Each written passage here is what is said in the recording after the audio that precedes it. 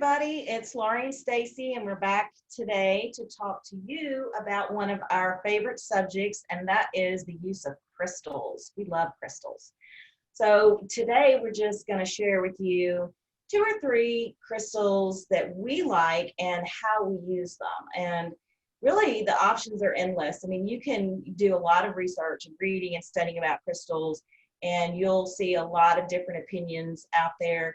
For me personally, I just let the crystal speak to me and tell me how it wants to be used. I mean, I have crystal books and I can look and say, oh, you know, this crystal has these properties, and they do. Crystals have physical properties. They were formed in the earth with energy, but, you know, depending on how they were formed, some with water, you know, or pressure or heat. And so they do have different energies and properties and crystalline structures.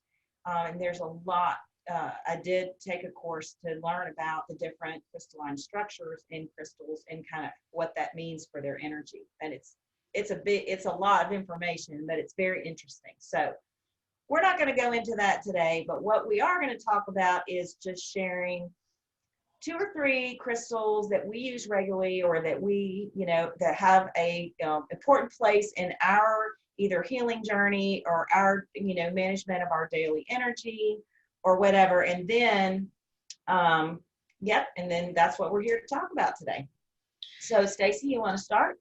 Yeah. So I just remember when I first discovered crystals. So I was living in San Francisco when I started this whole healing journey, and it was very convenient to have all of these tools easily accessible. But I walked in, I had a friend of mine who likes crystals, and she said, you know, you need these three very specific crystals. One was rose quartz. I don't even remember what the other ones were, but she's like, go to this store, you know, search for metaphysical bookstore or whatever. So I went and I walked in, and like immediately I was drawn to this pile of bracelets. They looked like this. Actually, I don't have it on me. I normally wear it. But it was a purple amethyst bracelet. So purple's my favorite color, but this bracelet literally like leapt out and was like, wear me. And amethyst is actually my favorite crystal. So purple's my favorite color, but I think it's partially that and the stone. So this is I guess it's called like a raw amethyst, which is cool because I have these all over my house. Because it's cool because you can see, like, this is the rock. This is like the regular rock in Brazil, and I think one other country it's commonly found in. But then you crack it open and like, look at that. It's amazing. It's purple. And so I just think it's really cool. Amethyst is really balancing, and it's good for clarity and managing stress. I mean, I actually don't even know all of the things. I just know that this one speaks to me. This one in particular, I like putting on if I spend too much time on my phone or the computer. At the end of the day, I'll just like place it here, and it feels really nice. But yeah, this one and it's pretty to look at. So I have it everywhere because it makes me happy. It's very scientific. Yeah. Well, no, I mean, a lot of this isn't very scientific. I mean, like I said, there are books written about it, and that's perfectly fine. You know, geology is a whole science unto itself. Yeah. But then there's the metaphysical, spiritual parts to it. And I love amethyst. This is actually my birthstone. So I have a lot of amethyst jewelry that I have accumulated over the years. And I also have an amethyst geode. It's in the other room. It's like a big piece of what you showed. But so I'll share one that I really love to work with, and that's Shungite. And this is a Shungite pyramid. And Shungite is found in Russia. It's mined out of Russia, and it's largely carbon. And so, you know, down through the ages, it's been used to purify water. You know, like we have carbon filters. I don't use it water. I'm not sure you do it in this form, but it's said to reduce inflammation and also to reduce EMF transmissions, and that's one of its best known qualities. And so this pyramid sits by my computer over here in my desk area. And yes, so I love Shungite, and I also have I also make jewelry with some of these crystals, and I have Shungite I just got some, so I'm going to be making some bracelets that would just be good, to wear. It's good for, like 5G, all the the EMF waves. So you can, wear it around your neck. I have a couple of pendants of Shungite, but yeah, that's one of my favorites, and it's in here all the time. So that's a good one. And actually, that's something we should talk about, clearing the crystals. So especially ones that you're using for energy protection or around EMFs.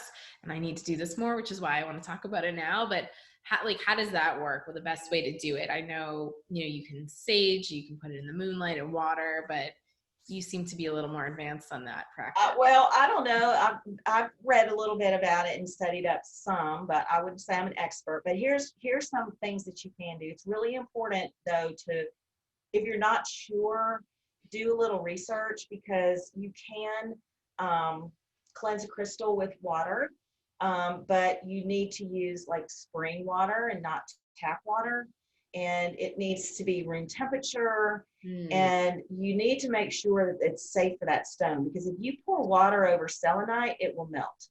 So they're not all crystals can be, cleared with water. But I've also, like you said, if you want to put them out in the full moon, that's very common a way to clear a crystal. You can sage a crystal. There are certain, and this kind of gets a little technical, so I won't get into the whole thing, but you can cleanse a crystal in the wind, but you have to know if it's like a northerly wind or a yeah, Very fancy. there's a whole thing about that. I don't use the wind a lot because I can't remember. I'd have to make a chart to remember like which crystals love the north wind or the south wind or the east wind. But that is a thing. You can do it that way, or you can put them in rice. Like you can put the crystal down in a bowl of rice, and the rice will absorb the energy. If you want to clear it, then you put it in the moon, energizes it. So it's you kind of got to remember it's two different things. Yeah. But yeah, so and you know what, personally, and I'm sure again you can find a lot written about this, it depends on how much I use a crystal, as to how often I charge it, or how often that I cleanse it. Yeah. The thing that is interesting, although you can't cleanse selenite with water, selenite doesn't need to be cleansed. It's a self-cleansing. I've heard that. It is self-cleansing, and you can put it next to other crystals, and also quartz can do that too. And I should have brought it in here, but I have a big piece of quartz that I got at a gem show here, and it's like the bottom, but then there's all these points, and I'm really it's the size of a dinner plate, and I have it on a piece of wood in my living room, and I charge like I have fluorite on there right now, and so you can put some stones on there, and I'll talk about another one in a minute, but that's how you clean. There's all kinds of different ways, and just use your intuition. Yeah. It seems like, if you used to pick it up and it just like really vibrated in your hand, or you found an electricity with it that has kind of subsided, then maybe it's time to charge it back up again. Yeah, and that's a good point too, using your intuition. I think this is a really good practice for that too. I think it's really fun when you can actually go to a crystal store, and a really good crystal store, they'll often have those little printouts, like the pieces of paper in the buckets of here's what all these are. And oftentimes I'll just be like, oh, which stone's jumping out at me? And then I'll read the corresponding paper and be like, oh, that's why, like I need that one. Or, conversely, I'm sometimes surprised, or I'll scan the papers and say, oh, yes, I need this one. And I'll see which one jumps out. So I find that to be a fun way to work with them too, of which one do I need. I used to have a ritual when I was going into an office every day. I would, go to my bowl of crystals and say, all right, who needs to come with me today? Who's going to protect me, like around all these other people's energy and on public transit? And I would keep them, in my pocket. And, it's just a fun way to work with them. And now I work from home, and it's nice. I have them in my office. I have them in the windows. I tell my son, the ones in his window help keep all the monsters and the bad guys out at night, and his pretty rocks, as he likes to call them. He's starting his own collection. He's like stealing from mine the ones that he wants. But yeah, there's a lot of different ways, a lot of very unscientific ways, and then there's a lot of very, detailed ways that, it all works, whatever works for you. Yeah, I was that kid. I've always loved rocks. I would have rocks in my pocket, rocks in my bed. Might be rocks from a riverbed, but they were. Yeah, same. And one thing that I really love is I have a lot of these palm rocks. They call them worry rocks. I don't call them that, but yeah, the smooth ones. Yeah, this is fluorite, but I love to meditate. Somebody gave me this one. If I was going to purchase it, I would have gotten two. So, but I still use it like this sometimes. But it's really good depending on what you are working with, what energy you're working with, or what issue you're working with in your life. Like, I like to get these they fit right in the palm of your hand. Ooh. And I always have obsidian, which protects you in my purse when I travel. I have 2 obsidian ones that I keep with me. So like I'm on a plane or, I can get those. So that's a great idea. That's favorite. So what's another one of yours, Stacy? Let's see what's here. Oh, my other favorite, I have a lot of these, citrine. And you probably know better than me, but I like this one because it's good at protecting negative energy. Like it doesn't ever absorb negative energy, I think. You got it. Term. I just really like it. And this is one of the ones I've always had and I've always used. And I have a lot of the, not the touchstones, the tumblers. So they're smooth. These happen to be the raw form. I like having those displayed where I can look, but I like, holding them. Oh, here's another one I have. This is, I think, tourmalated quartz. I like having them in my hand and just holding on to them and, sitting in meditation if I can remember to grab one, but I usually sit by a window that has a crystal on top of it. Yeah, so one of my all-time favorites, and I have a lot of it, is quartz. Quartz is that is just like an all-purpose crystal. It's healing. It opens your intuition. It aligns your chakras and your subtle bodies. So I have a couple of people. I have the big piece in the living room, which I can't show you, but this is one of my favorite ones. I have quartz. These are quartz eyes. It's called a quartz eye. And gorgeous. 2 quartz that grew together, and this sits on my sacred space. On my sacred surface, whatever people like to call it, and so that sits there, and along with some other things. And yes, back, it's so sparkly. That's a good one. So that is one. And then my newest baby, which I love, this is a self-healing quartz. Ooh. And it's a piece of quartz that broke off of a larger piece and continued to grow and heal itself. So you can see where, this, I don't know if that's so cool. But this part right here, it just continued after it broke off, probably from here. Yeah, because that's the smooth part. It probably broke off from here. But then it continued to grow. So this is great for healing work. Ooh, I need it, healing work for yourself and for others. And so that's what I got it for, because I do have a small Reiki practice and do Reiki, and also a lot of Reiki for myself. So this is a great healing, great piece. So how do you use that for healing? So it depends, like, if it's for me and I'm meditating, if it's for me and I'm meditating, you can hold it. Okay. Put it on part of your body.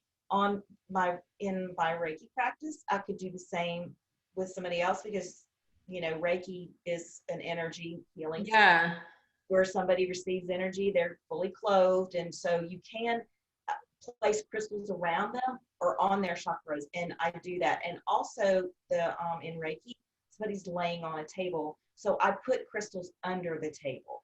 And oftentimes I'll put that really big crystal cluster that I have under the table. Ooh.